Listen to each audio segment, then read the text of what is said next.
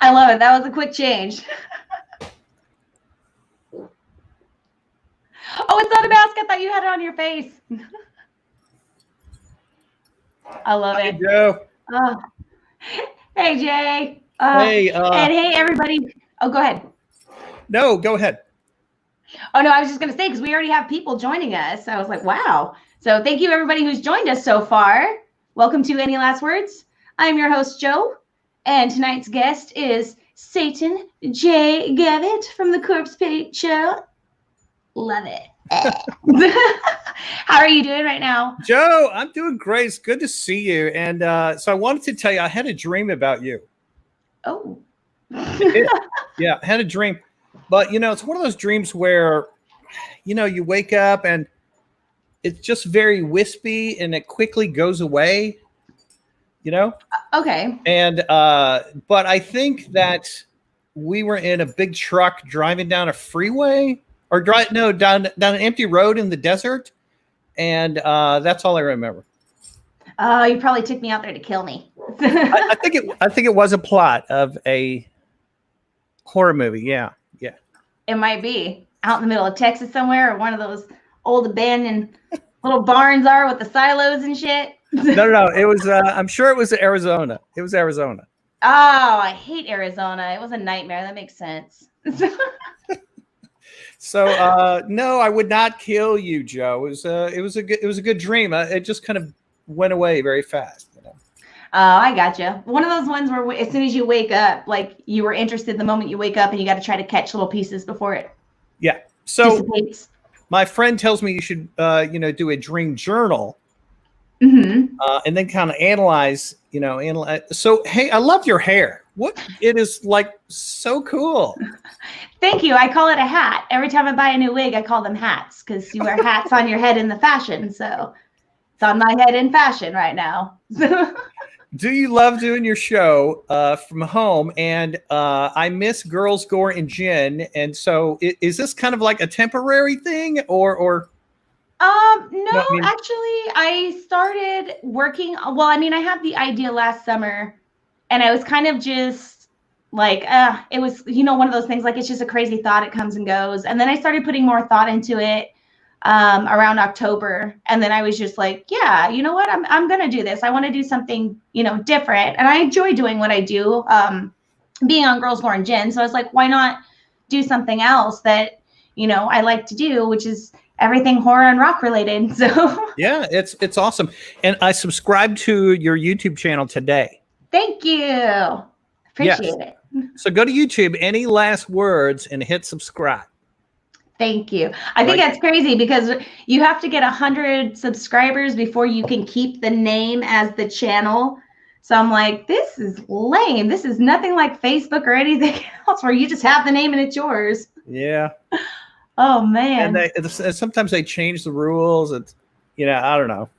Yeah. It's kind of like the world right now. It's very crazy. Look, I admire you. You are putting out original content all the time. And I know that's not easy. And, just finding people and talking about horror topics and, so hats off to Joe. Thank you. Thank you. And you do a show as well, sir. Woo! Woo! Oh, there you go. Okay. I like that. Oh, is that a bumper sticker? It is, yes. I love it. Genius. If you have a bike, I will send you one to put on your bike. Like a motorcycle or a bike? Because I have both. What does it go on? Tell me about your motorcycle. Oh, it's need a little bit more repair right now because right after I got it fixed, someone broke it. It wasn't me. But it's just a little Honda 250. It's just a Honda Ninja. So, or I'm sorry, a Kawasaki Ninja. I have a Honda trail bike, but it doesn't run. So. Well, okay. So when you're riding the Honda Ninja, you wear a helmet. Kawasaki Ninja. Yes, I do wear a helmet. Kawasaki Ninja. And you look like a ninja. I look like a Ninja Turtle. With a big old round head on a bright green bike. You look like a ninja killer. Joe the Killer. Hey, Joe. So, look, I was thinking of something. We should do a show together. Uh-oh. Yeah, we should do a show together. And here's what I'm thinking. Like, it'll be like this, okay? You'll be at your house. I'll be at my house. Mm-hmm. But every week we have to change rooms.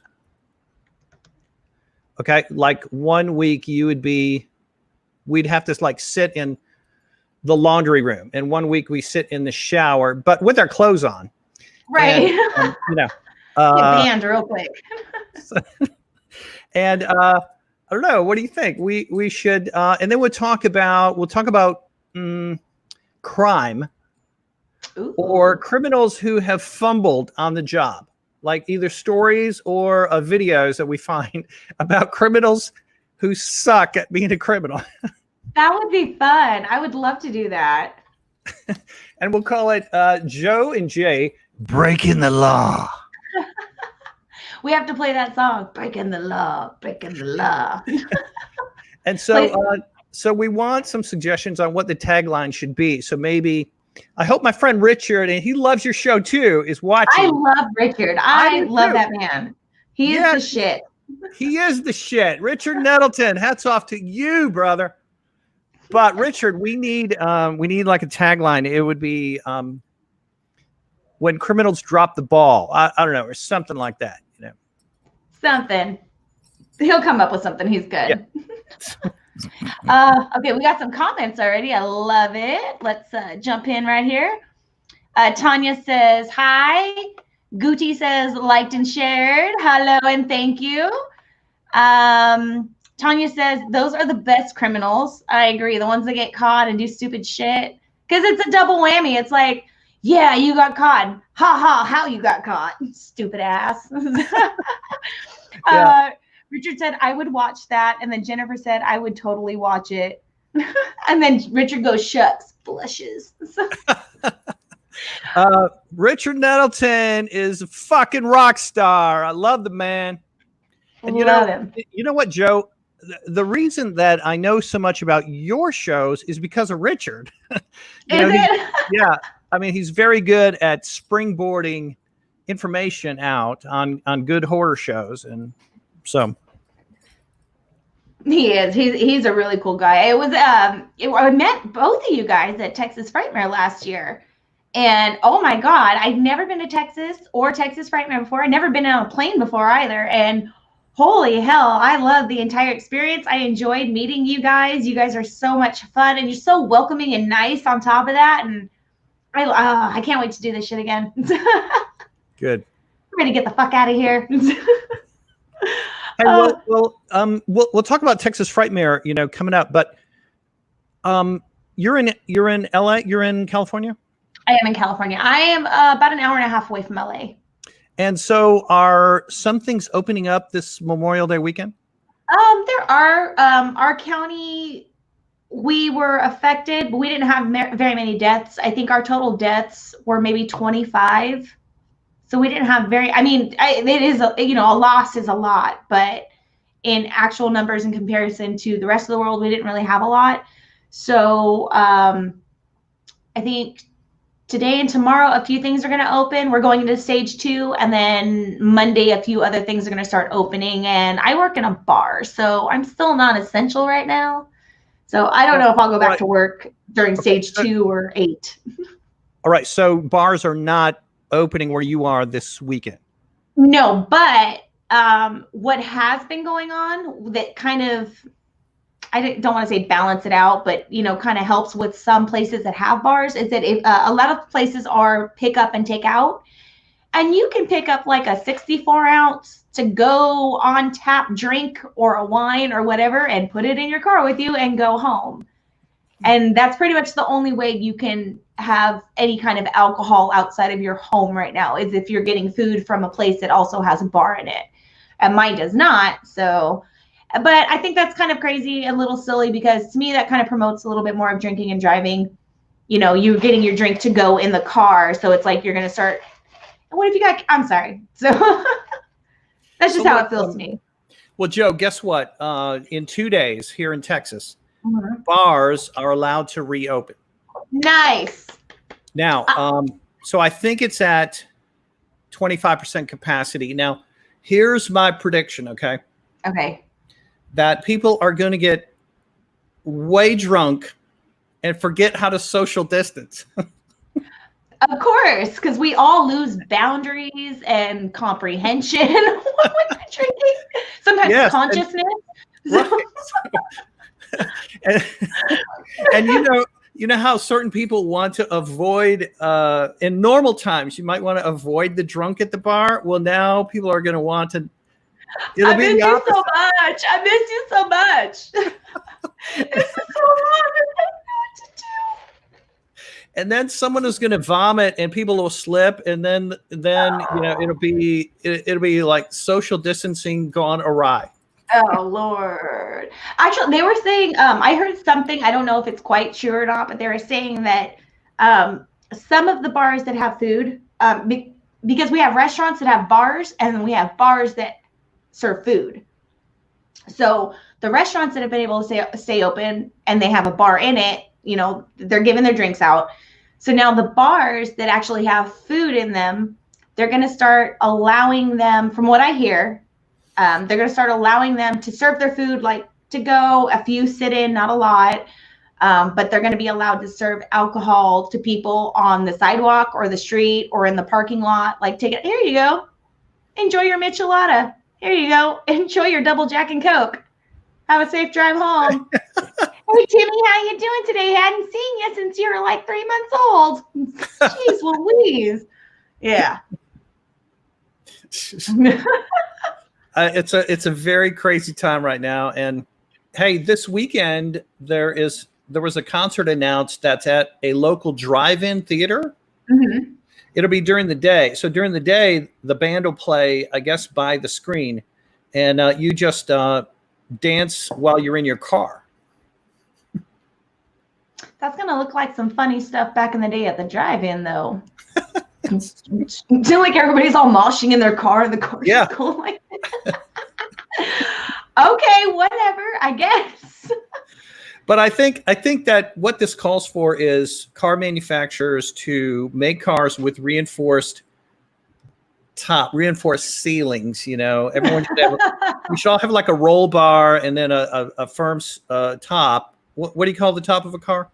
Roof. And so you can stand up there and dance while you're at the drive-in concert. Okay, you know what? My dad is a fabrication welder. And my boyfriend's a carpenter. We might be able to, all of us might be able to like patent something here. I think you got an idea. Yeah. Right. So we put a little carpeting up there so you don't slip. Oh, or linoleum if you're really good at breakdancing. That's going to be a whole slew of YouTube fails right there. So the bigger the car you have, the more room for dancing, right? So right. Escalades and all that avalanches are going to make a comeback real quick. Hummers. Hey, so you know what I saw is that at certain sporting events in Europe. Okay, so Europe is opening back up soccer, European football, and but no one can be in the stands, right? Okay. But you can put a cardboard cutout of yourself in the stands, but of course you have to pay for it. Of course, they got to make their money somehow if you're not going to be sitting there. So the camera would pan the crowd. It'd be a cardboard cutout of a whole bunch of people, all together. So, but the cardboard cutout would be of yourself, and you're in the audience, and you're smiling. You're engaged with this game that's going on, and it kind of looks like there's a crowd. And it really made me think. I mean, could I just be a cardboard cutout everywhere I go? I mean, do I have to go to work, or couldn't I just send the guy who looks like me, who's only one dimensional? Put him on one of those little hoverboards or like a remote control car or something, and just let it go down the street. I'm going for a walk today. Bye. Just show up at the office. we're all going to be like little robots. And if we're driving around on little wheels as a robot, just put a cardboard cutout of yourself. And like if I saw Joe as a cardboard cutout, I would definitely pull over and want to talk to you. You know what I'm saying? Hey. It's like the hoverboard stops, spins around. Oh, we got more comments. A lot more comments. Oh my gosh. Oh gosh, I gotta back up. Gabriella says hi. Hello, Gabriella. Thank you guys for joining us, by the way. For those of you who come in a little bit after we started, tonight's host is Jay Gavit of the Corpsepaint Show. Richard goes, what am I supposed to do? You get a cardboard cutout of yourself. There are places that make them. And why go anywhere? Just send your cardboard cutout. Right? Tanya goes, tagline, Richard, like shitty criminals for the bathroom show. What? I think I missed a comment. No, I didn't. Okay. Okay, well, that's pretty good. Shitty criminals, and we broadcast from the bathroom. Yeah. Shitty criminals in the bathroom. Oh my gosh. It's like, what kind of Glade plugin do you have this week, Jay? Instead of what are you drinking this week, it's what Glade air freshener are you enjoying this week? Just don't call me agent number 2, okay? Agent 1 and Agent 2. I love it. Jennifer says, I'm here for the cheesy taglines. Richard said, fun with criminals and other tales of failure. Yes. He also says, girls, guns, and Jay. I got nothing. I tried. I think the reason that I got a great picture with you and Lauren at Frightmare last year was because Richard pulled me aside. And he said, hey, you know, Joe and Lauren are over here. And I'm like, yeah, let's go. He's a great initiator. He really is. Because Lance Hendrickson from Pumpkinhead was there. And you know, the patio area from outside of that little bar restaurant thing, we were all outside, or where we all met outside. Yeah. We were all out there. I think it was the first night. And normally Frankie and Miguel, the guys who run Girls Gore and Gin, they do a cigar show. So they were out there smoking cigars. And I want to say, because I was really drunk and stoned, so I really got to remember this. I think it was Frankie that was like, hey, Joe, that's Lance Hendrickson. I looked over. I was like, oh, shit, Pumpkinhead. And he goes, yeah, here's a cigar. Go give it to him. And I was like, what? And he goes, oh, yeah, he does this every year. He loves cigars. So I was like, okay. Because he knows how I am about approaching people for the first time. I'm very, like, nervous and, you know, anxious. But I was like, I'm going to do it. And so I went over and I, like, you know, I was like, hi, I'm sorry to bother you. Like, can I just wanted to give you this cigar. And he goes, oh, honey, I don't smoke, but if you want to sit with me, you can. And I was like, okay. All right. It was super cool. But, oh, man, and he walked around the whole time like he was everybody else. You know what I mean? He was so very down to earth. He was so nice. Yes. And he seemed to be enjoying it like everyone else did. And what a great movie that is. I mean, it really is still on my favorite list. Mm-hmm. Absolutely. Yeah, those were great movies. I honestly want to say that I hope they don't remake those, because they're doing so many remakes right now. And I mean, don't get me wrong, some of the remakes that have come out, you know, they're pretty decent. I like them. But I'm there's a lot that I haven't liked, and I'm anticipating some of the newer ones that are getting ready to come out or are being talked about being in the making of filming. And I'm like, please don't ruin it. Please don't kill it, because it's just going to ruin everything. Yeah. I mean, don't remake Pumpkinhead. Give it 20 years, maybe in 20 years, you know, so that, you know, yeah. Yeah. Look, give it some more time before you reintroduce it to people. So I have another show idea that we could do. Okay. Now, the word antibodies is in the news a lot. Mm-hmm. Antibodies. Okay. This is like a major word now. I like words. I follow words sometimes, you know. I think antibodies I think there's already been a movie called Antibodies, but so we have an antibodies talk show, only you cannot see the host because we're not bodies, we're antibodies. So like you would have to have a green screen and then wear all green, and we would just see a shape, and so you would be the antibody, and so okay. Yeah. Sorry, I was listening. I didn't mean to cut you off. No. I mean, that's it, really. I mean, I always tell people, look, to have something successful in America, you don't have to have a good idea. You just have to have an idea. Yeah. And so who knows what might catch on?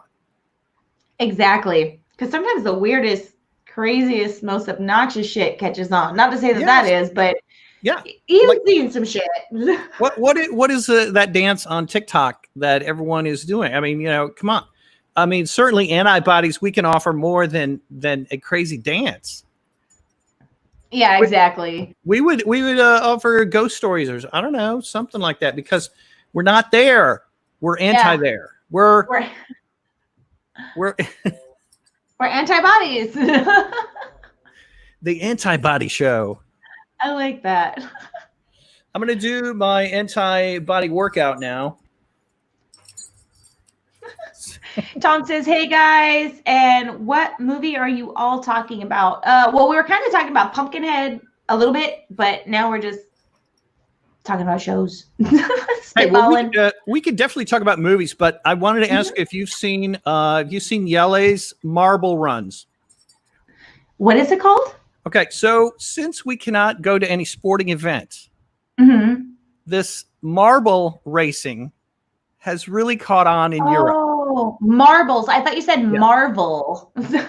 So it's marble racing, and they have these tracks that the marbles go slightly downhill and got this complicated track. But normally there's the marbles are in lanes and they're on teams. And so find this on YouTube, people. It's under Yele's Marble Runs, but it's spelled Jelle. Now, if you're gonna do that now, keep the show on. Any last words needs to stay on. You go to another screen, but keep us on. Yes, please. Write it down like I'm doing. Yeah, Jelle. But let's talk about some movies. Oh yeah. You want to talk about upcoming movies or old movies? Movies that have already come out. Okay, well all right, so let me comment on that, okay? Joe, all due respect to Texas Frightmare and a lot of shows like that. They definitely serve a purpose, and obviously people love them. They sort of embrace films from a while ago that have established stars that are now seared in our memories, Right. On the Corpsepaint Show, I take a mostly different approach, and that is looking ahead and promoting new independent film. Nice. rather than looking at, and I know you like Nightmare on Elm Street and I know you love that movie. That it's a great franchise. I take a different approach. Generally don't talk about that movie. I talk about newer stuff or newer directors, newer projects. Right. So one I'm super thrilled about right now is called The Wolf House, which is an animated film from Spain. Really? Does it have subtitles or no? Yeah, it does. Yeah. Okay. Probably all the movies I mentioned are subtitles. I get distracted during those damn things because it's like I'm reading and then I'm like I'm trying to look up, but I'm trying to read. I'm like shit. Unless I know the language, I'm like. Well, actually, I said animated, but it's stop action, like claymation. Oh, I like stop motion. That stuff is cool, like Wallace and Gromit.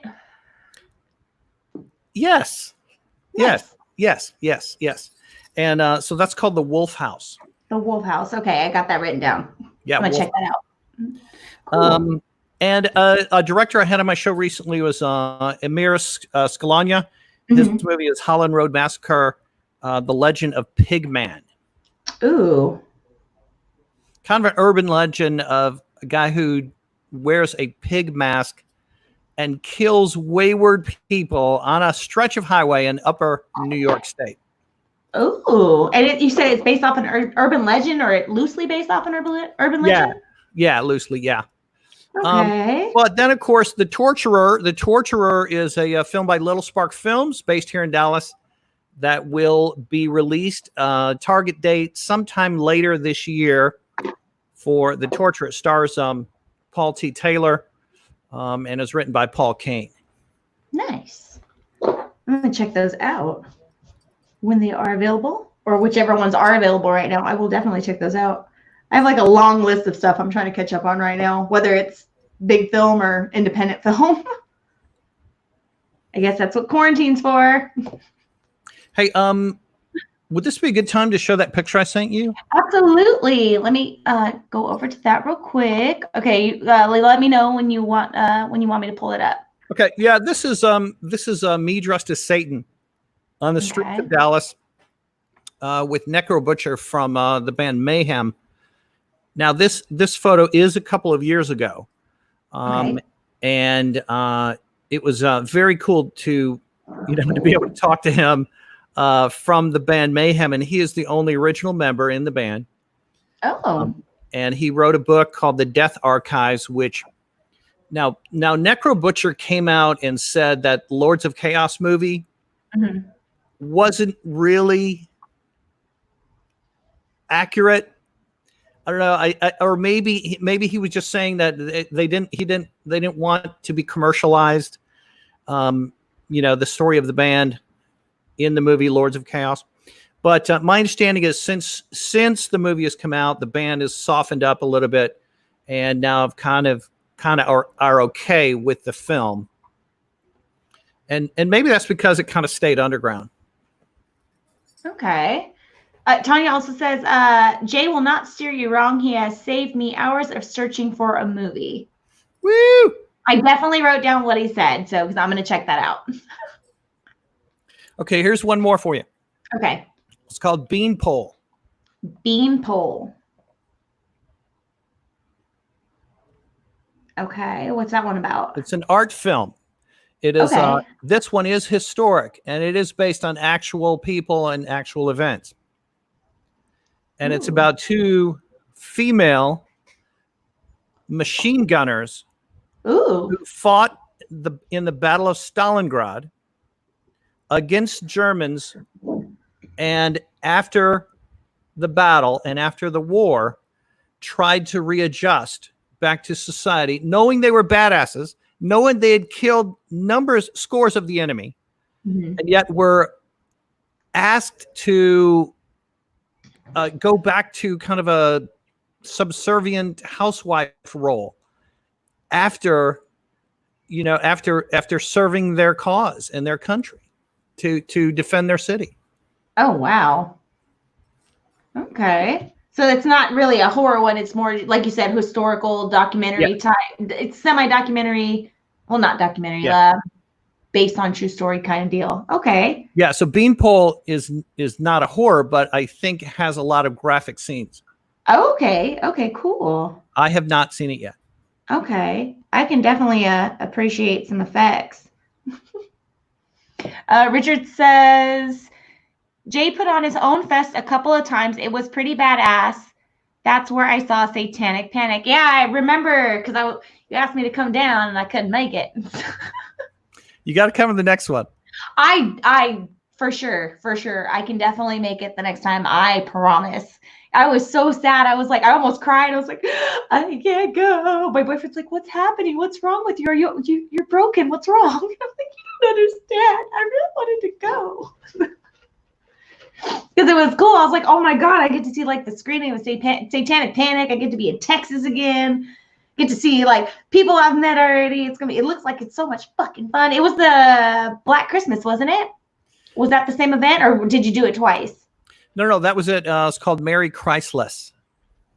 Merry Christless, that's what it was. Okay. Yeah. Are you gonna try to maybe do that again if you're able to this year? Yes. Nice. Very nice. Yeah, and so in Texas, when you do an event called Merry Christless, you run the risk of maybe having some people protest against it. Right. We are in the Bible Belt, but I heard some story, but I don't think there was anyone actually protesting it. I don't know. I was kind of hoping they might get you more publicity out there. It's like you see it on the news, and everybody's like, "Why are those people out there? Oh my God, that looks so fucking cool! I want to go to that." Let's see. Richard says, "Need more J-Fest." Tanya says, "I second that, Richard." And Jennifer says, "I third the idea." And then Richard says, "Joe promised in front of everybody. Now she's got to come." See, there you go. I will be there. I will be there. Come hell or high water, I will be there. And you can either drive or fly.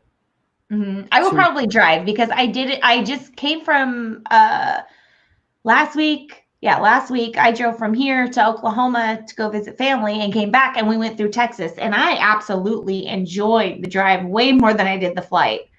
So, and I actually got to eat in Texas. I got to sit down and eat in a restaurant, and it was delicious. I remember seeing your post on this, that you would come through Texas, and I was thinking to myself, was she in Dallas and didn't tell me? No, I wasn't in Dallas. We're kind of like at the top end and kind of like drove through to get to Oklahoma. So we didn't really get to see a lot of Texas. In Texas, we have a lot of different funny areas, regions. So there's the Panhandle. That's what you drove through. Okay. Okay. Yeah, but Oklahoma also has a Panhandle. What does that mean? I mean, I've heard the saying before, but I actually don't know what that means. Like, well, so if you picture Oklahoma, the western section of it is just kind of a long strip connected to the main more body of the state. So that handle, as it looks like when you're visually looking at the map. Oh, I got you. Okay, I got it. Okay. So Texas, we call ours the Panhandle too, the northern part. But then that's not to be confused with North Texas, where we are, Dallas-Fort Worth. And then there's East Texas and the Gulf, and West Texas, and desert, and more desert, and more desert. So. Yeah, but it was a nice drive, though. I saw a lot of cool, dilapidated old country buildings and silos and everything. I was just like, oh my God. And it was so, just like the last time I went, it's so green there. Oh my Lord, it is so green. Where I live in California, it's dirt. Well, hold on a second. So you drove through a green area of Texas? There was a lot. Well, compared to where I live, it's a lot of green. Okay. And then there were parts where I looked at it and it's like, this kind of looks like Bakersfield. Hey, did you have an ad you needed to run? I'm giving you a friendly reminder. I do. And I was just thinking about that, honestly, because I was looking at the time. I was like, it's about that time. I do have two quick ads I want to show real quick. The first one I'm going to show is from the Bakersfield Gentlemen. Frankie and Miguel, who are my bosses over on Girls Corn Gin. They have their own show that they do several times throughout the week on whiskey and mostly cigar reviews. Sometimes there's pretty ladies on there. And the other one that I'm going to show is Killer's Choice Coffee. Dan Yeager, who actually played Leatherface in Texas Frightmare 3D. Yeah, he was on your show 2 nights ago, right? Yeah, earlier in the week. Was it earlier in the week? No, it was last week. Or last week. Yeah, because I had Greg on earlier in the week. But, it was last week. And I was super excited because Leatherface is my all-time favorite. My new one is Brightburn because I thought that was a badass movie. So, but okay. So I'm going to show these real quick. Okay, here we go. Here's the first one.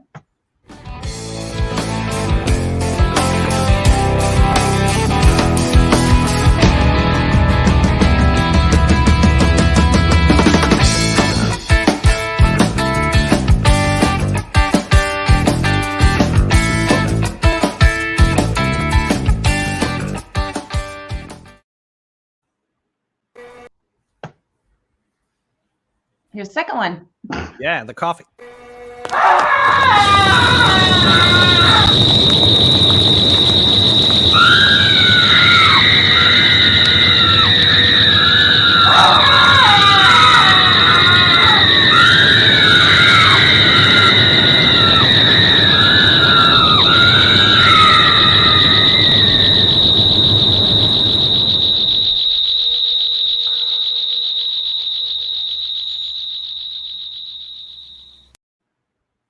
So you know what's funny, And Joe? we're back from that commercial break. Isn't that cool? So you know what's funny is, I mean, how weird and cool looking is that old percolator coffee thing? I know. I totally loved it. I told him that because he named it Killer's Choice. Obviously, he was a killer in a movie, and he likes horror movies and all that. But I told him, I was like, yeah, I liked the way you guys shot it. It was very rustic feeling, I mean, a little grimy, a little rustic feeling. And then you had the guy with the little scruffy beard. It really worked for it. I liked it a lot. And they shot that was a quarantine shoot too. I loved it. Yeah. Look, a real retro feel, definitely. Yeah, but, sure. You know, and you mentioned that I'm impressed with the level of creativity I'm seeing from certain bands and organizations and even some like a record label doing quarantine shows. I'm impressed by that. There's live, comedy from people's living rooms. There's karaoke. Did you know Century Media, which is a metal record label, did a festival over the weekend or on Friday, and it was called Isolation Festival. They would show a band, they played in their garage, and they had all the sound synced up, so that band played a few songs, and then they would take a break and go to the next band, and they're playing from their living room. That's cool. They would take a break, then the next band, and they're playing. It would be 5 remote cameras at 5 different houses because each member of the band was quarantined at their own home. And just, they all synced together and played the song live together. So I don't know. To me, that was a great online festival. It really made me feel like I was enjoying live music again. And I thought that was very creative. And, sometimes to come up with creative ideas, you got to be stuck in your house with nothing else to do. You just got to think of things, So hats off to people who are really pushing some boundaries right now. I really say hats off to them. Oh, yeah, absolutely. Because, I mean, a lot of people, they're uncomfortable being in front of a camera as it is. And some people aren't. But we have to really take advantage of the time that we have right now because we don't know how long this shit's going to last. And everything, they're really put, like you said earlier, you listen to words. There's a lot of keywords like this is the new normal. This is the new normal. We're going to do this. We're going to do that. Everybody's going to if you can get a work from home job, an internet job, that would be great. So I think it is really cool that people are taking advantage of the time right now. And I really think it's important to take this time right now and be creative as much as you can because you can go back to work tomorrow. So You're right. And take this time to hone your craft or sharpen your skills or if you own a business that's going to be opening up again, I mean, use this time to retool and do those projects that maybe you couldn't during our active, fast-paced life pre-pandemic, Absolutely. Well, with that said, is there anything that you're working on right now, or do you have any special projects that are coming up, or is there anything new that you're going to be doing for like the Corpsepaint Show? Do you still work at the Gas Monkeys also? Like, are you doing anything for that? Yes. I mean, I'm not officially on their payroll. Okay. But they do allow me to partner very closely with them and help co-produce shows and co-present shows. And so I guess I would be contractually on my own, but working very closely with them. Mm-hmm. So there'll be some things coming up there. They're opening up this weekend and having some live bands.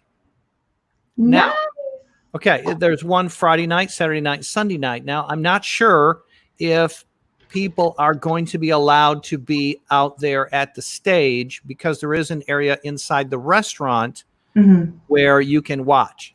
So I'm not sure actually how that's going to work, but this is all, an adjustment and kind of getting back to certain levels of not back to normal, but back to abnormal, right? Yeah. But the other projects is besides the Corpsepaint Show, I do a radio show that's just radio on Thursday night. So tomorrow night. Okay. That is on Deep Ellum Radio. So Deep Ellum Radio is deepelmradio.com at 9:05 p.m. on Thursdays. So Deep Ellum is an entertainment area right in the heart of Dallas. Mm-hmm. And I call it the entertainment capital of Texas. Austin ain't got nothing on us. Boom.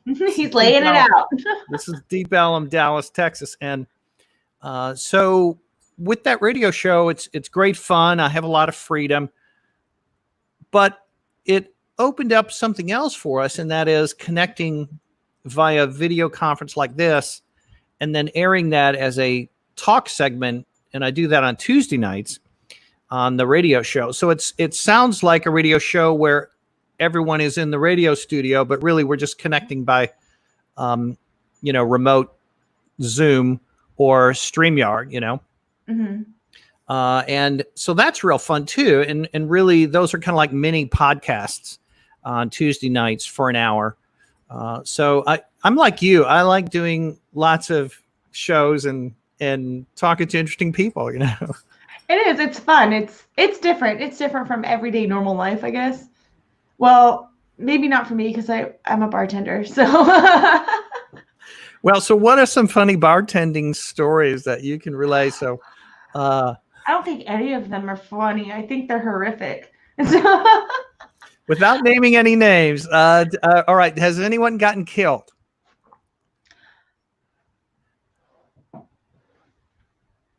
Maybe. I have worked at a bar where, I worked at a bar where I also did cooking because I went to culinary school. Originally, I was a cook, and I went to culinary school to be a chef, and I also went to bartending school at the same time because I was like, well, this is easy money to get me through school if I needed to, whatever. So I worked at the bar as a bartender, and I was the cook that ran the whole kitchen. Like, it was my menu. I did all my stuff. And so I'd have to come in super early in the morning to get like breakfast done on the weekends because people are hungover and they want their breakfast bar food. I'd shown up maybe 2 hours after the bar had closed, and we did have housekeeping that was there after the bar closed. So the housekeeper came up to me while I was in the kitchen unloading my groceries, and she's like, "Did you hear about what happened last night?" And I'm like, "I literally just got here. I don't know what's going on." And she goes, "Well, the cops just left here, and the fire department was here, and the owner just left." And we walked out to the parking lot, and it's like maybe 4 or 4:30 in the morning, so it's still pretty dark. And we could just see a big wet spot on the concrete. And that's all we could see.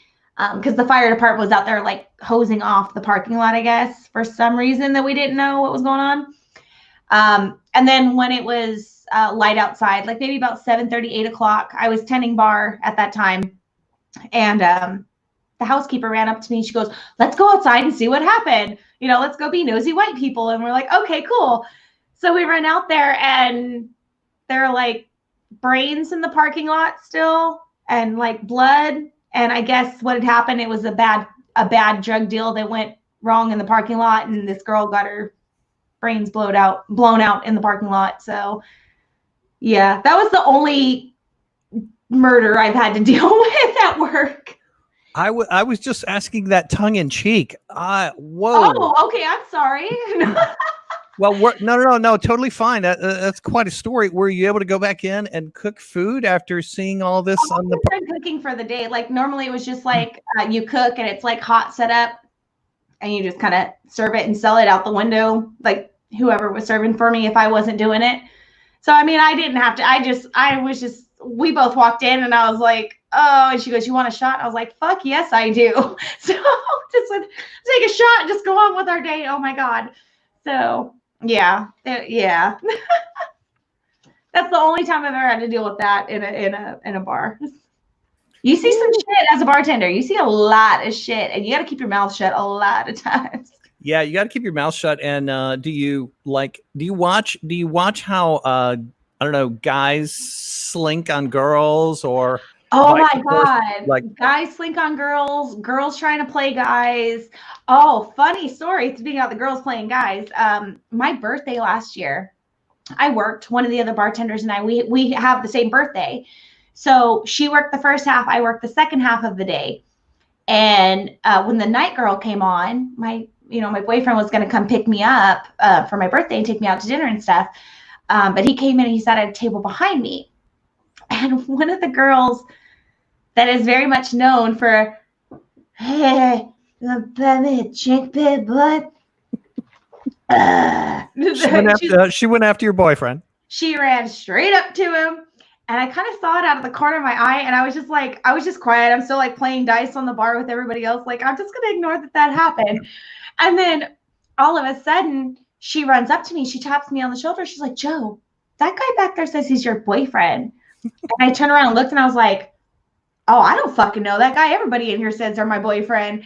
And his face dropped and everybody started laughing because they all knew that was my boyfriend. She didn't. And he's like, oh shit, you just made me look like a liar to this chick. And then I started laughing. I was like, yeah, that's my boyfriend. She's like, I'm so sorry. And she turned around and ran away real quick.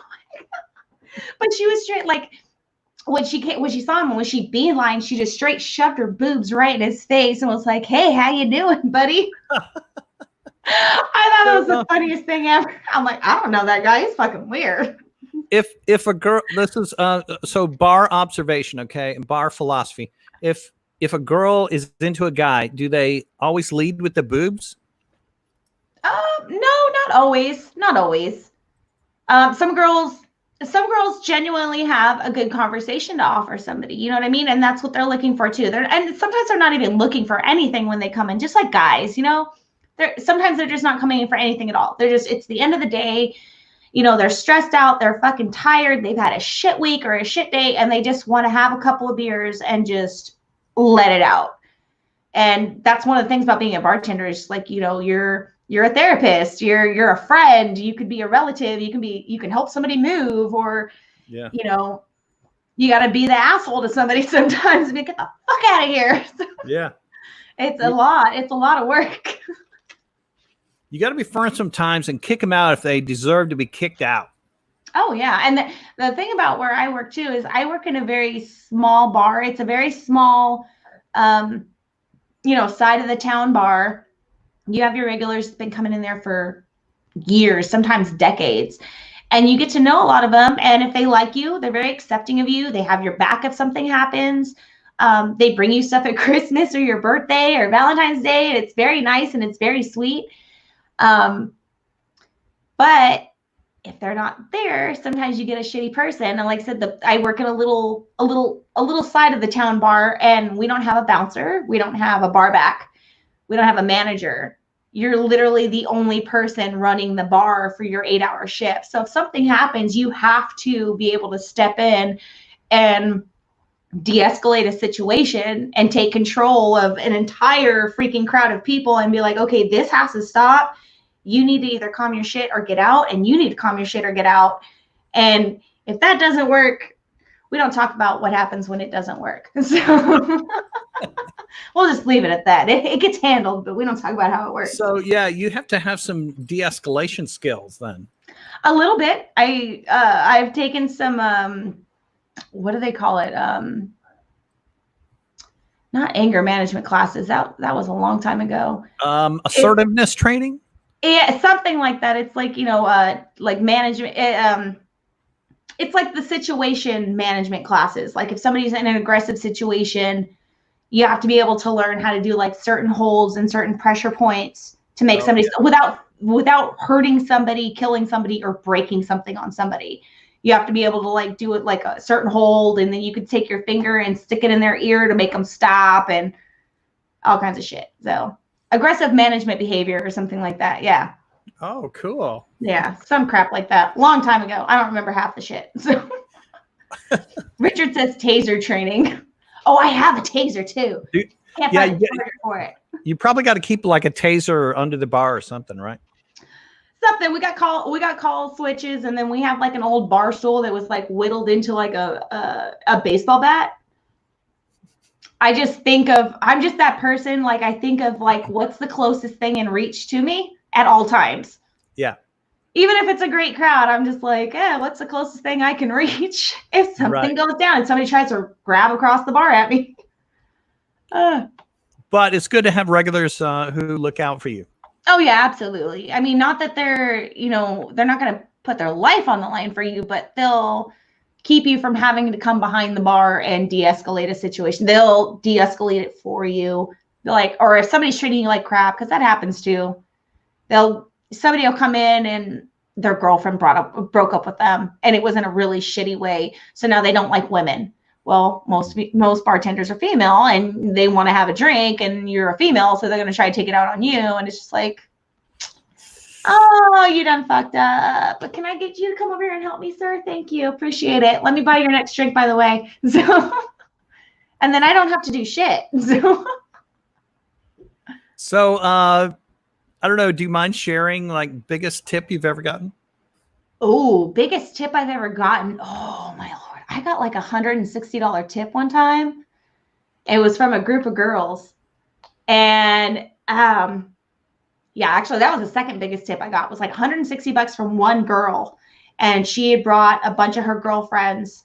She was a hairstylist, but she bartended to pay her way through cosmetology school.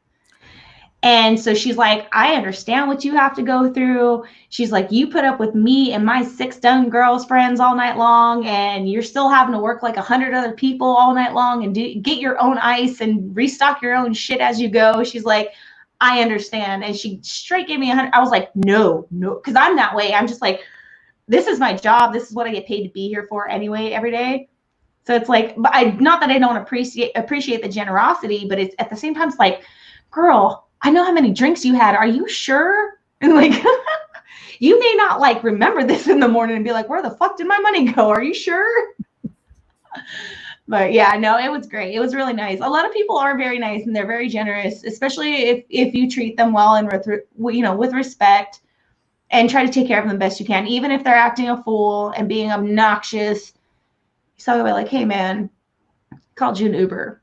I'm gonna give you a glass of water and some Pringles. You get the fuck out of here. I'll see you tomorrow. So take your ass home. Yes. So you call the Uber once in a while for patrons.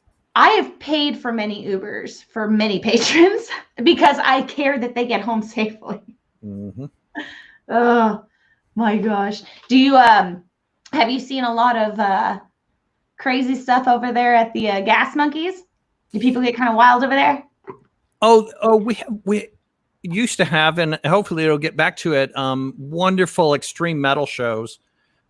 Richard has been there. Tanya has been there. I mean, they've seen this too. Just great shows. The Gas Monkey has 2 venues that are right on the same street, but they're different, actually different buildings. Yeah, and Richard had to tell me that because I had no clue. I thought it was all the same thing. He goes, oh no, like I think the bar and grill is separate from like where the event center thing is. Yes. Yeah. Richard is right. The bigger location holds a few thousand people, and wow. Just some extreme metal there. It's a great lowered floor, so you can you've got a raised floor in the back. You can see the stage real well, even if there's a lot of people in front of you that are in the mosh pit or anything. So, dang! I don't think I've seen a mosh pit since I was like 23 years old. Well, they still have them, girl. Nice. I won't get in one, but I do enjoy watching them. Well, so yeah, let's talk about the post-pandemic mosh pit. I was thinking that either everyone gets in one of those big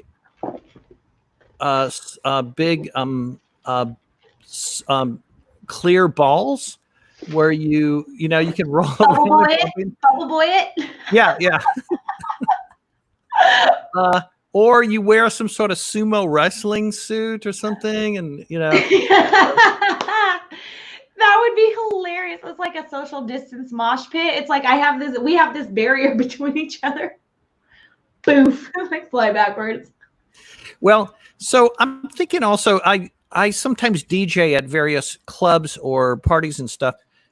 Could I have, and this is just me thinking, because I'm like always thinking of little things, and could I have an outdoor gig of but to be allowed to be at this big park area for the outdoor gig where I'd be DJing, you have to be a hula hooper. You have to bring a hula hoop and constantly be hula hooping to the music I'm playing. And no one else can go in your circle, your hoop, because we're social distancing. That's true. It's like you got to stay hula hoops distance away. I like the way you move. Thank you. Let me get my hula hoop. I'll show you. I can't hula hoop for shit, by the way. It's more like hula oops. This is the hoop. Here. Nice. Now, so word to the wise, if you have a very big hoop like that one, that means you're not a real great hooper. You need a bigger hula hoop. You know? Oh, really? Yeah. So if you're a beginner, like when you come to Texas, I'll teach you. You start with a big hoop, and it's easier to keep it going. Okay. The very skilled people that you see at raves or at outdoor festivals are a lot of times people who have smaller hoops, and these are very skilled, experienced hoopers, who have tremendous skill. Wow. And work on that probably daily, Dang. I always wanted to do like I love the old freak shows. Like I was really sad when our Venice Beach freak show got shut because it was like pretty much the last freak show. But I've always been into like the fire eating and the fire hula hoops. Yeah. And like the fire jet, like I love fire. Sorry, I like fire. Fire's pretty.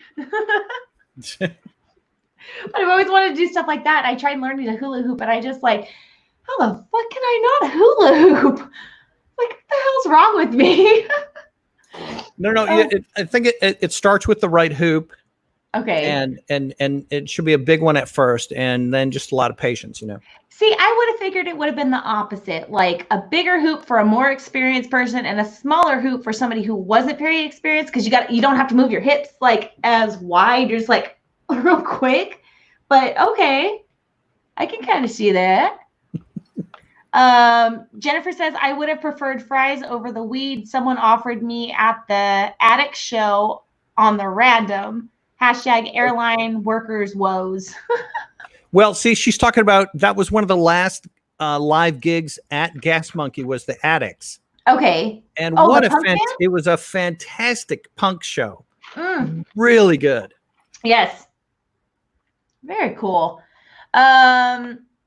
Yvette says, I was the kid who couldn't, ha ha ha, so fuck hula hoops. Fuck hula hoops. Richard says, in Dallas, we have the Hella's a Poppin' sideshows. What Hella's a Poppin'? I think I said that right. Okay, yeah, they're called Hell's a Poppin' Circuit Sideshow Review. Yeah, Hell's a Poppin'. And now the owner of Hell's a Poppin' was originally from Dallas. His family is here. Yeah, he's the governor. Good day, governor. But you would love Hell's a Poppin' because they always have fire. I love fire. Fire is my friend. And in fact, they performed at Gas Monkey too. Very cool. Jennifer says fire is very fun to play with. Jesse says, see, Callie Spinner Maxwell. No, I've talked to Callie once a while ago, but my chest was broken. So I was bored, and I was like, oh, maybe I'll just start like trying to fish around for what it'll take to be able to like fire eat and fire dance and all this other shit. So I already know who I can go to, and I love her a lot. Callie Spinners Maxwell. Have you ever heard of George the Giant? I don't know. Oh, he's George the Giant used to be on a lot of like sideshows and freak show kind of things. He did some stuff with a little bit with Venice Beach. I don't want to associate him too much with it, but he did a little bit with Venice Beach Freak Show. They did their own. The Venice Beach Freak Show had a show on A&E for a while. Yeah. For a couple of seasons, he was on one of the episodes. Girls Going Gin, because he is local. We did an interview with him. Great. He's been in a lot of movies. He was in Big Fish. Man, I'm trying to think. He's been in a lot of different little stuff, but he's an amazing guy. Super, super friggin' tall. I was like, hi, hold my microphone up to him. And he's a super cool dude. He does an oddities pop-up museum here. Yeah. Usually I want to say it's about spring, summertime, and he'll do it for a few weeks at a time where people can come in and still get the nostalgia and the feel of the old school sideshow and freak show, but more in a museum setting rather than a performer setting, even though he does have a few performers that'll be there, like Callie, to do certain things. But it's a great show, especially here in Bakersfield, because we need more entertainment. It's kind of boring here. We got to go to LA for shit. Well, you would like Hellzapoppin'. I want you to keep that name in mind because I'm going to write that down right now. Yeah, Hellzapoppin', there's a Z in there. And they bring back that old vaudeville type of show that you're mentioning that you like. I love it. I absolutely love it. They have a wonderful legacy. And previously in Hellzapoppin' was Slymenstra Hyman. Now she was in Gwar. She left Gwar to join Hellzapoppin'. She was in Gwar? Yeah, she was in Gwar briefly. Okay. She was in Gwar for a year or two. Okay. And then she was also a sideshow performer with Hellzapoppin'. So I thought you might recognize the name because I think she lives in LA, but I'm not trying to assume you know everyone in LA, but I know some people that live well, I know a handful of people that live in LA. They probably know. I'll ask around. But no, that sounds really cool though. That Hellzapoppin'. That sounds really cool. I want to see that now. And his name is Bryce the Governor. Bryce the Governor? The Governor. Good day, Governor. We actually had one of the performers on the Corpsepaint Show. And in fact, Bryce, I had Bryce on the show because once in a while he'll come back to Dallas and stay for a couple of weeks and see family in the area. But I think he lives in Florida now. So okay. I have mixed feelings on Florida, even though I've never been there. I've heard a lot of things. Well, that's cool. That I think it's cool that you like to drive across the country to Oklahoma or Texas. I like to drive, period. I really do. And I've not been a lot of places. I grew up a little sheltered. So I have to get out on my own. And I got the opportunity to go across several states. And I was like, let's go. I'll give you whatever money you want. Let's go, boyfriend. So yeah, but you had to drive through Arizona and you told me you don't like Arizona. No, because I've been to Arizona a lot. I don't like Arizona. Well, no, I take that back because Prescott and Flagstaff are absolutely beautiful. They are friggin' beautiful. I don't care for Bullhead City or Mesa or Are there still old West ghost towns? Is that what they're called? Yes, there are. Is that Arizona or Nevada or where's that? They're all over actually. They're all across Route 66. If you we took the 40 East, which kind of I want to say it kind of merges or mixes with Route 66. I know it does pick up on another side. But there are, I saw a couple of ghost towns in New Mexico as we were driving past because we weren't really because of everything that was going on, we weren't really trying to stop a lot of places. We were just trying to get to the family and come back. So it was very minimal stopping, but, I did get passed through, next to one in New Mexico because the houses are just all right. Well, what's left of them, it's just all right there. So yeah, as far as I know, there's a whole strip of them throughout the Route 66 area because that was the main road for a while. I don't know. I'm a little ignorant. No, you're not. I'm a little ignorant. Whiskey helps. Makes me curious. Well, when you serve whiskey at the bar, does whiskey have to be in a certain type of glass when you serve it? No. It depends on how you order it. If you want it on the rocks, then it's in a shorter glass with ice in it. If you just want a shot of whiskey, then it comes in a little guy. If you want something that's going to make you feel like garbage or that labels you as a garbage person, you're going to get a big one with a bunch of other alcohols mixed in it. And, no offense, because I'm that garbage person too. When I've had a shitty ass week, I'm like, just give me the biggest drink with everything in it. I don't give a shit. Do you admire those people who can like drink heavily and then not have a hangover? Oh my Lord. I'm not going to lie. I was a heavy drinker for a hot minute. Heavy drinker. I was up to, I'm not proud of it, but my tolerance was up there. I was up to 14 shots and a Bud Light in one shift. And that could be anything, mostly whiskey and tequila. But, you know, I was still able to function. Not that I was sober, but I was able to function still. But there was one huge, I mean, not like that he was like huge. He was like huge. Like he was, I think he was like 6'6", and he said he was about 360 pounds because he was like proud of himself. He's like, I'm a big boy. Yeah. And I'm like, yeah, you are. Jesus. But he ordered 4 Adioses, which come in the very tall glass with a lot of different shit in it. And he drank 4 of them.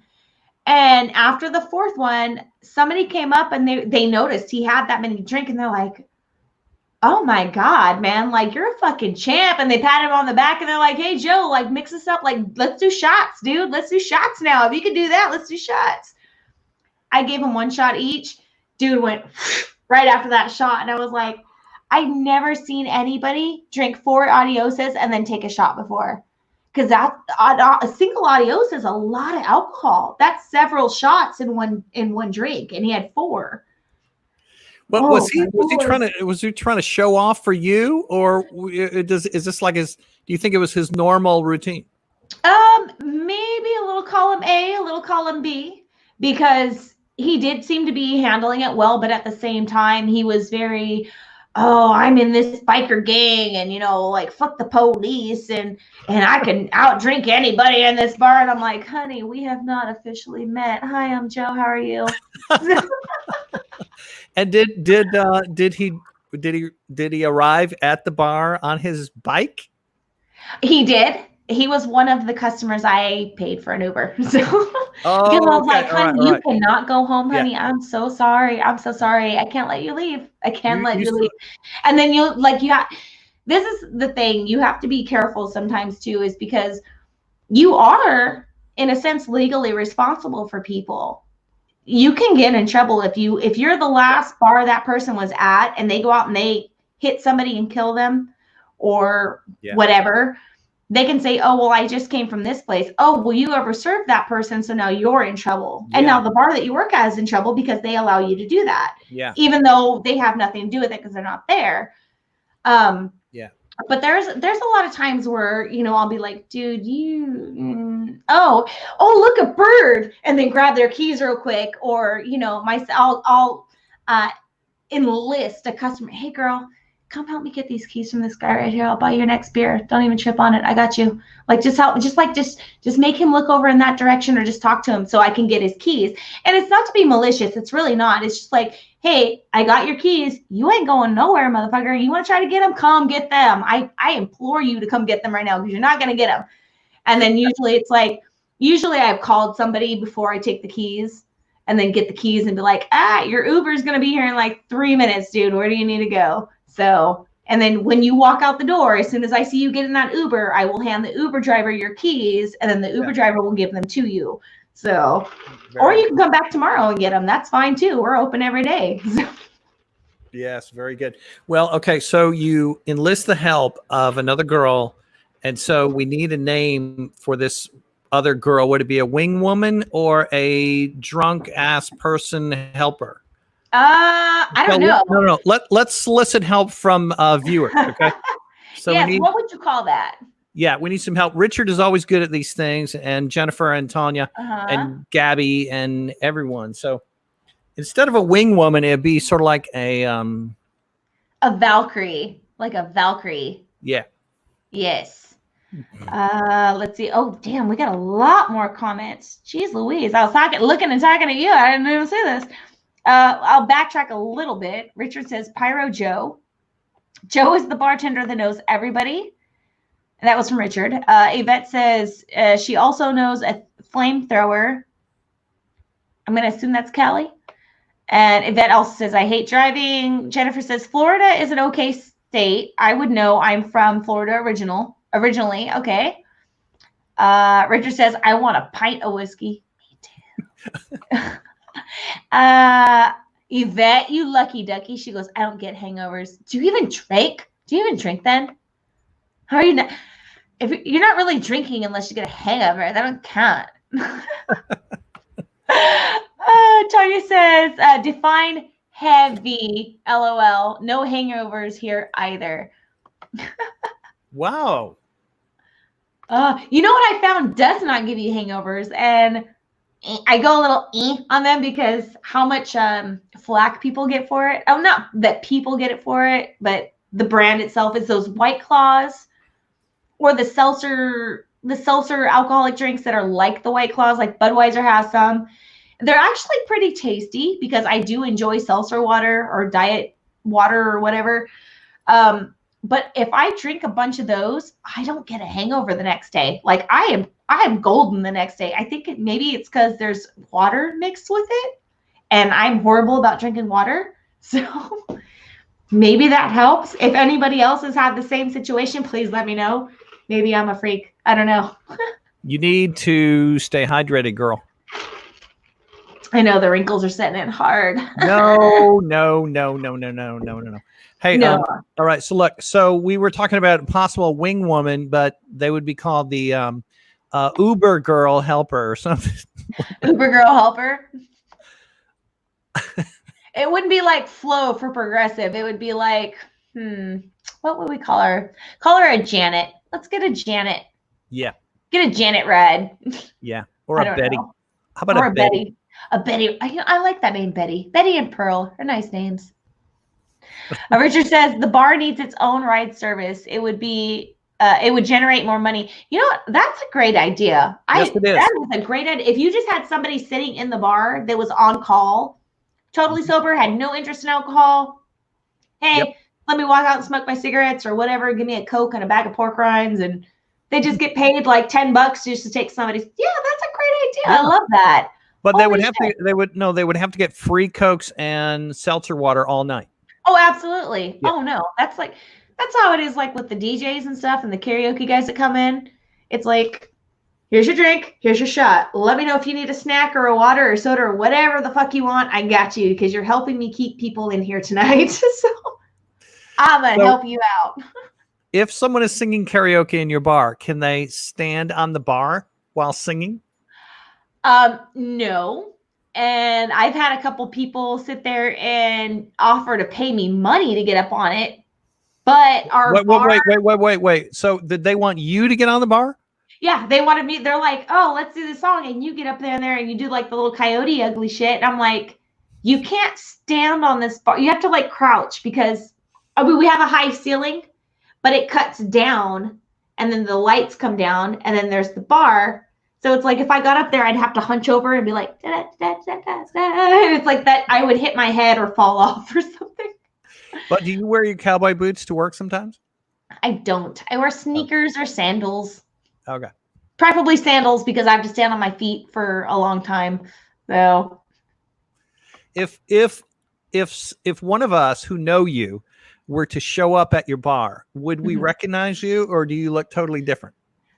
I would say I think I look totally different because I have platinum blondie orange hair right now. Well, it won't be orangey after tonight, but I have platinum hair that's very, very short. And I normally don't wear this much makeup to work. I mean, I wear makeup to work, but I don't normally wear this much makeup to work. So I think I look different. I mean, right before shutdown, I did start wearing a couple of wigs to work because it was slower. There's seasons with bars, back to school, the fair, people don't come as much because they're spending their money on other things. So to keep things lively, I'd wear a wig and then I'd come in and talk with Russian accents and be like, how are you, darling? Let me get you a drink. Natalia Isabel. Isabel is here for you and everything that you want tonight, darling. I'm here for you. Would you like song on jukebox? I can get dollars for you. See, you need to have your own television show. I mean, this is that's outstanding. Really good. I just try to keep people entertained. To me, as long as everybody's having a good time, I'm happy. Yeah. So that's what I strive for at work or whatever. As long as everybody's having a good time, even at home, as long as everybody's having a good time, I'm happy. I don't want people in a shitty mood because I'm already in a shitty mood as it is. So, so it's kind of like you mentioned you're a therapist at work.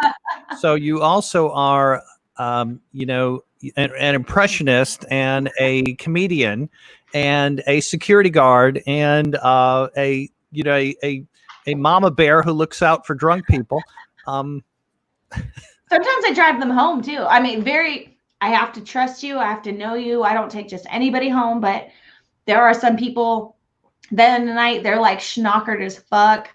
I'm like, dude, I gotta lock the fucking doors. I'm ready to go home and clean this shit up. Yeah. But I trust them and I'm like, if you want, let me give you some water, something to eat. You sit here, I'll take you home. Because some people they live in the vicinity of the bar. And so they'll walk because it's like it's smarter than drinking and driving, which I am very much for that. Yeah. And I appreciate that a lot because if I ever heard that somebody, you know, that came off of my shift was hurt, I would feel fucking devastated. Like, holy shit. Like I helped cause that.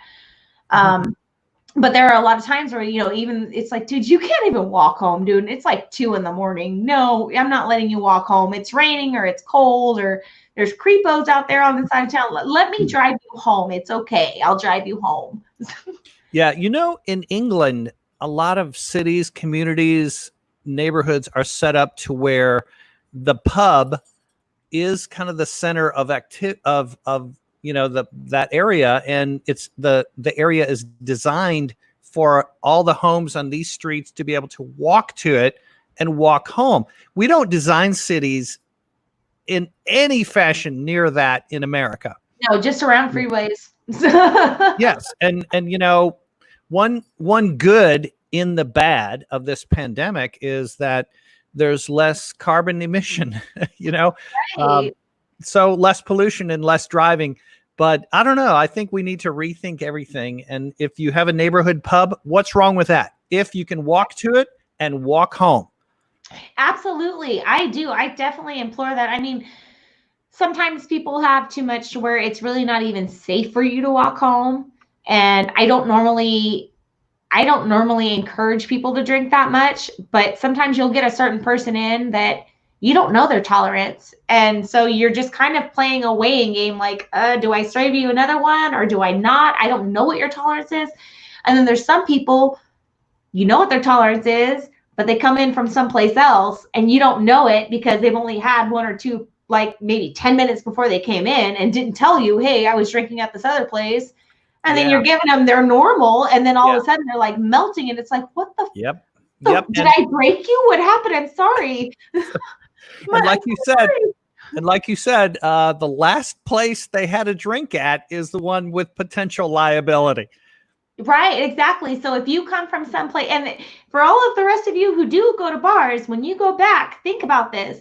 If you go to a bunch of places and you drink, and then you go to your favorite bar and you see your favorite bartender, and know that he or her is responsible for you when you leave that place. If that is the last, and well, it doesn't even matter if it's the last place you're leaving, but when you leave, that person is responsible for you, and not just legally, but emotionally. That's going to fuck with them. You know, like that person just left me and then they're gone. Like, I don't think a lot of people realize like how much, you know, bartenders do care sometimes, especially when you are somebody who comes in on the regular and you do care back and you have a mutual respect for one another. And, you know, everybody's different. So you learn different boundaries with everybody too at the same time. So still remember, guys, that person who served you last is the person that is responsible for you if you fuck up and hurt yourself or someone else. And they don't want that. They just wanted you to have a good time and relax and get your shit off. So yeah,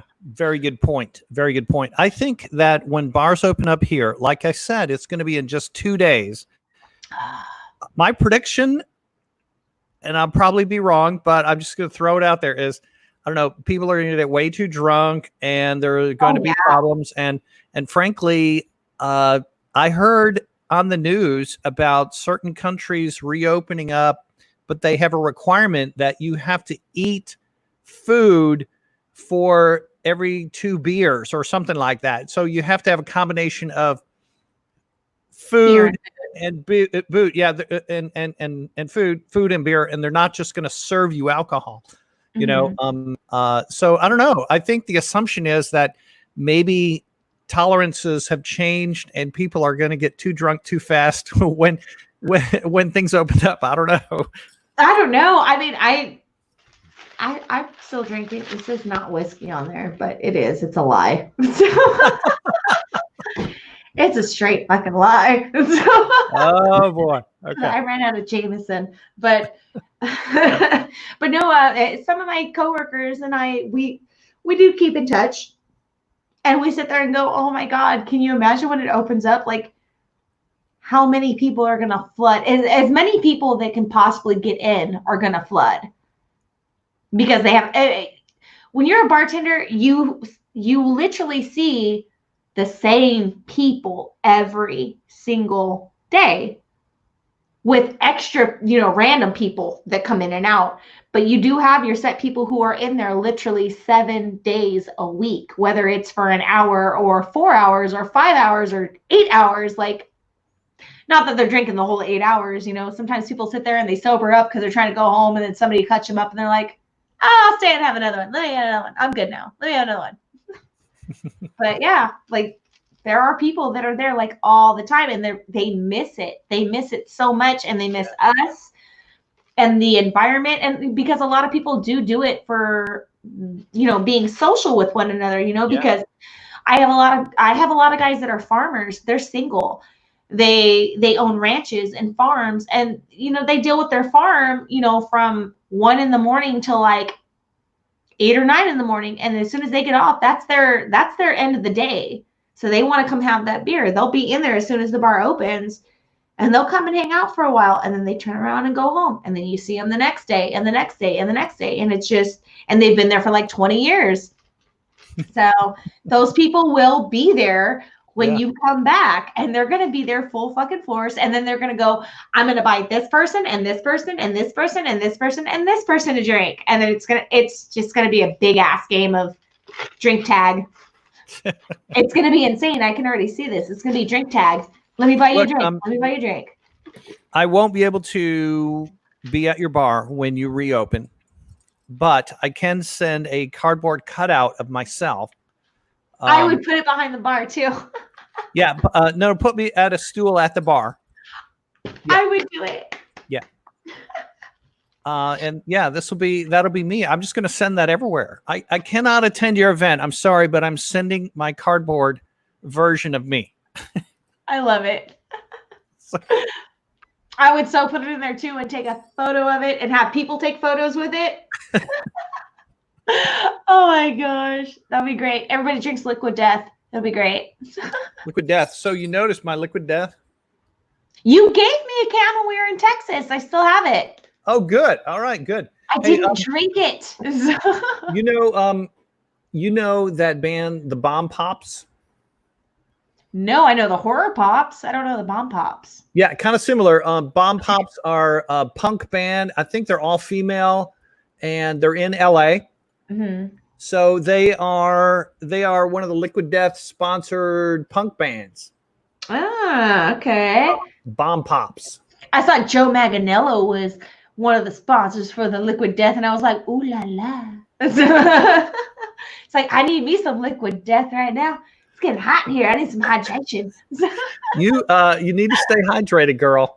I do. No, this California sun and this whiskey is eating me up.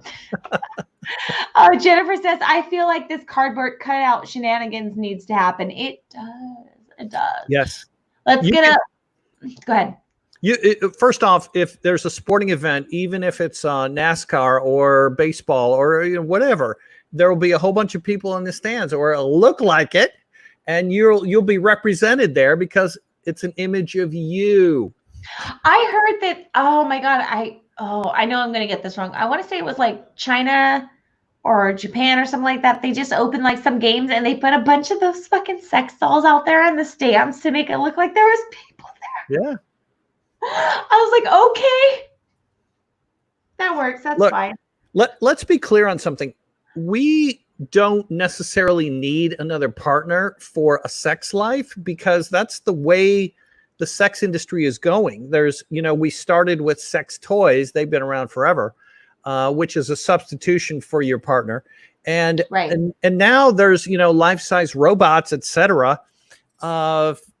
You'll be able to pre-order a person of whatever gender you want with whatever hair and color and skin tone, whatever, and it'll arrive in a big box, and you open it up, and so for the next pandemic, you're covered if you cannot get out and see your normal sex partners. That's right. If you guys aren't a living domestic couple, then, hey, ask her to send you a photo to tape to the front of the fucking bot, or ask him to model it like you. It's very tough. I had a friend tell me that, and she's in an open marriage, but she has a boyfriend outside, and everything's open.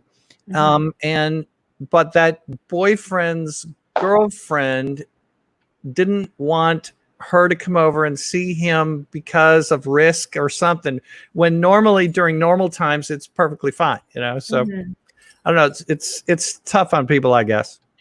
I'm not gonna say what I do, because I don't give a fuck what the government says, but anyway. Jeez. Oh, well, we're about an hour and a half, sir. My lord, we've been having fun. So in other words, we're halfway through. Oh no, we're over. I'm just kidding. I'm kidding. I know.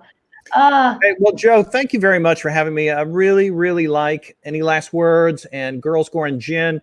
And I support what you do, and I really do respect that caliber of person who is creating original content all the time, and you do that. Thank you so much. I appreciate that. I can't wait to come out to Texas. I want to be at some of the shit that you're doing. Like, I want to be there. That shit looks amazing, and it looks so much fun. I can't wait till this shit is over. Good. Well, hey, if you come to Texas for Frightmare or another, occasion, try and add an extra day or two onto the trip if you can, so that we can connect, or you can come into the Corpsepaint Show studio, where we'll film an episode with you, or if it doesn't work out on the calendar, we'll at least have a day free to maybe get a quick tour of Dallas or something like that. Please try and add a day or two of freedom in there, to where we can kind of get out and do stuff. Absolutely. Maybe we got to kidnap Richard too while we're at it. Oh, for sure. We'll bring Richard along. Kidnap your ass, Richard. It's because of Richard that I love Joe so much. Richard! You don't fit in my trunk, Richard. It's okay. I'll leave whiskey back there for you. It's fine. Richard says, just have Cardboard Joe in the studio. Cardboard, yeah. We'll exchange cardboard characters. That'll be a new thing. We'll all exchange cardboard characters. Yes, and you know what? In a few years, we'll look back on this and laugh and say, cardboard, now we have 3D. I like Back to the Future. It's like, you mean you have to use your hands? That's such a baby's toy. Oh, God. Don't tell your boyfriend this, but I do want a 3D Joe somewhere in my house. Oh, my Lord. They probably have platforms for that where you can generate it. So. Oh, my gosh. Well, thank you guys for joining us. I really appreciate all you guys hanging out and your feedback and your questions and comments. It was a lot of fun. And thank you, Jay, for joining me. I really appreciate that, too. And I can't wait till this shit's over so that we can all hang out in Texas again. It'll be so much fun. Sounds great, Joe. It's always wonderful to talk to you. Thank you. You too. Do you have any last words, sir? I want people to check out the Corpsepaint Show, and we do have our own YouTube channel, but please subscribe there, just like you would for Any Last Words. Mm-hmm. And the Facebook page as well. It's just Corpsepaint Show, and I try and keep show updates there. We have a couple of directors, producers from Trauma on this Sunday. Now, we're filming everything remote at the moment, but we're still producing the Sunday shows. But the library of shows on YouTube, I'm very proud of, because we've I have done Corpsepaint Show since 2017 and have had an array of wonderful guests every single week. And so please, just keep that in mind. Oh yeah, you guys got to check out that Corpsepaint Show. It's great if you love like rock music and painting your faces. Metal. Well, metal and horror and independent movies, independent art, independent music, and I feel like my role is to uplift those independent artists, who don't have a big studio or budget behind them. Absolutely. Teamwork makes the dream work. We all got to help each other rather than step on each other, because that's how it works. And there's a lot of people out there that they're very selfish and they're just very much for themselves and what they can use out of other people. And it's kind of shitty. And I think it discourages a lot of people, but it is nice and it is refreshing when you find other people that are there to help support and promote other people. So, okay. And keep in mind also the Fumbling Criminals, a series that we could do. Mm-hmm. Absolutely. I love it. Security. We analyze security tapes where people really fuck up on their crimes. Yes. Jeez. Well, thank you guys for joining. Any last words? You guys make sure to check out the Corpsepaint Show with I have to do it backwards with Jay Gavit. You guys check that out and check out the YouTube page. Subscribe to it. And any last words? And I will see you guys Saturday or Monday. I don't know. Saturday's starting to creep into almost a permanent show now too. So, and have a great Memorial Day weekend. Yes. Don't blow any fingers off. Don't ask too many people to hold your beer. It'll be okay. All right. Thank you guys for joining us. And I will see you guys later in the week or next week. So, all right. Love you, Joe. And best to Lauren too. Okay. Absolutely. I'll pass that on. Thank you, Jay, so much for joining me. All right. Bye, guys.